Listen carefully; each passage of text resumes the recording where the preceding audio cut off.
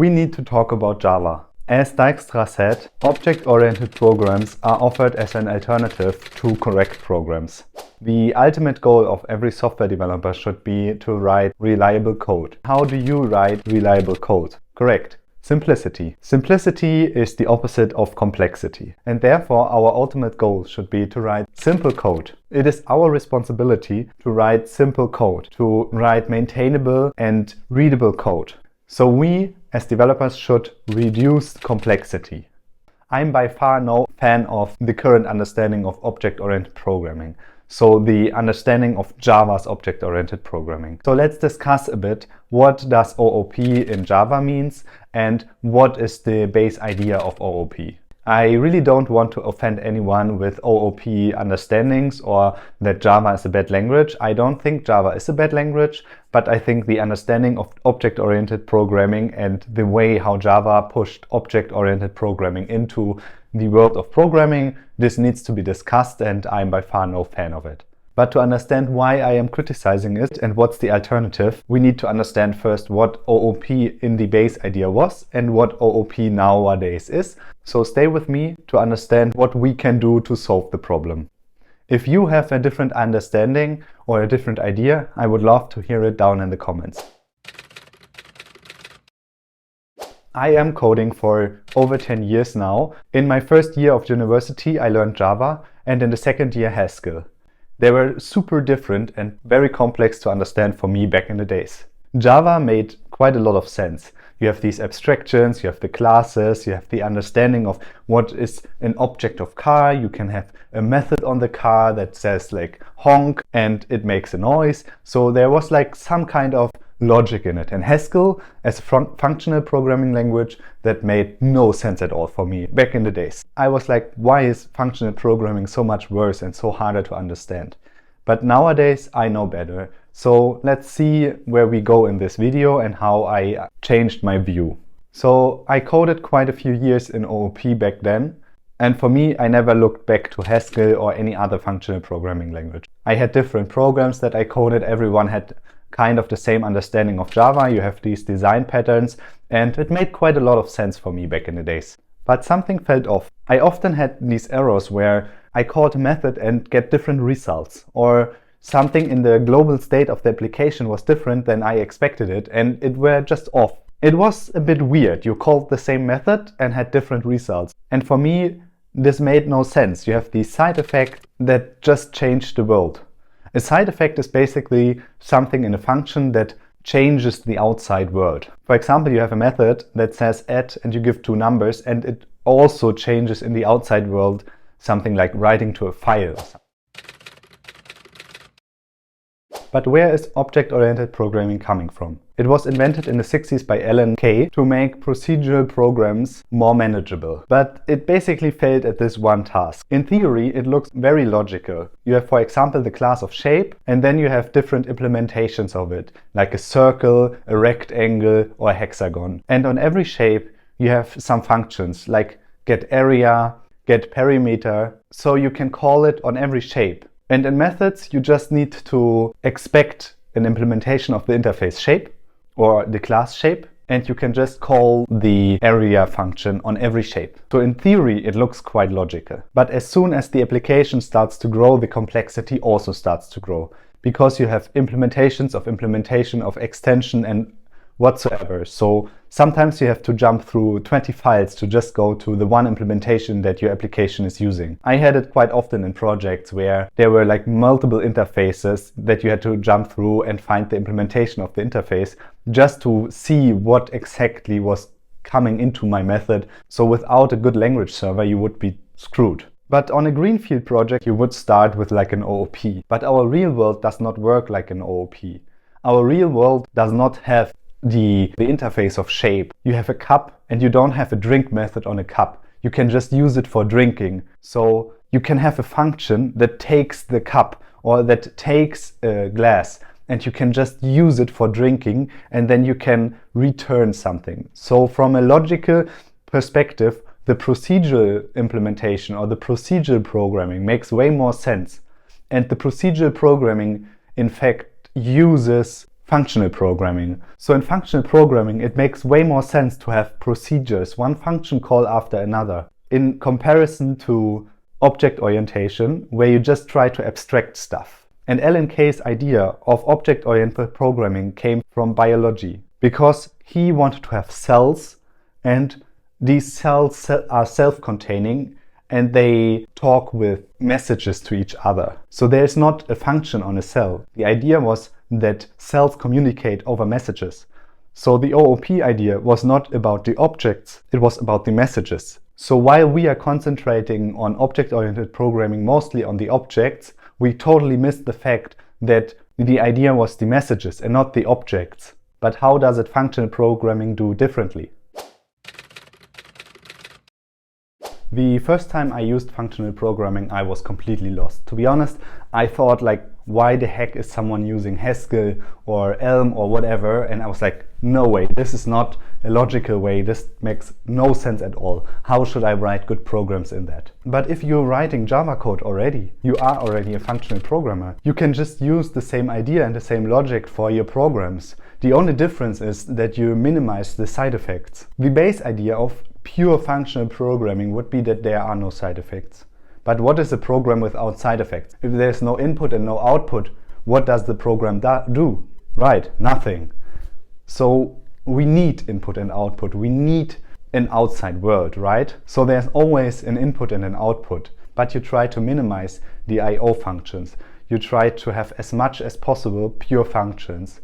So functions that are self-containing, that always return the same result if you put the same thing in it. So for example, a function that takes a timestamp and adds a day, that's a pure function. But if you have a function that just gives you tomorrow or the next day, it's not pure anymore, because if you call the function 3 times in a row, you always have a different result, because it's depending on the current timestamp of the outside world. If you have pure function, it's way easier to test them, because you give input in and you get always the same result. And how often did I try to do Mockito in Java to mock like the outside world of the function just to test some inner function in an object? So it's way easier to test a function instead of testing some methods on objects, because you don't need to mock any outside world. You just give the input and you have always the same expected output. And to be honest, in functional programming, I really enjoy writing tests. In object-oriented programming, it's always a nightmare. And as I said, if you're already writing code, then you are already a functional programmer. You may just need to shift a bit your mindset and try to minimize the I/O as much as possible. And the best thing on functional programming languages is that you have a definition of I/O on the method level. So a function should specify if it has I/O interaction or not. And if it's not having any I/O interaction, all of its sub-functions also don't have it. And as Alan Kay said, I'm sorry that I long ago coined the term object for this topic, because it gets many people to focus on the lesser idea. The big idea is messaging. Erlang often does not consider it as an OOP language, but basically in the idea of Alan Kay, it's the OOP language. Everything in Erlang is communicating over messages, and Erlang is one of the most reliable languages. It basically powers all our telecommunication systems and a big part of the internet as well. The biggest problem in OOP is the mutability. Mutability in itself is not necessarily a bad thing, but shared mutability makes a lot of problems. So to reduce the complexity, we need to remove or at least reduce mutability as much as possible. And shared mutability, that should be avoided at all. So how do we do it, for example, in Elm? We also have a shared global state, but we don't have shared mutability. We just have messages that creates a new state. So the old state is not changed. It basically creates a new state based on the old state and the message it gets. And often you get taught that global state is bad and that you have to narrow down the state as much as possible, and that only the area that needs the state should be able to access the state. But in fact, it's way better to have one global state that everyone is referring to.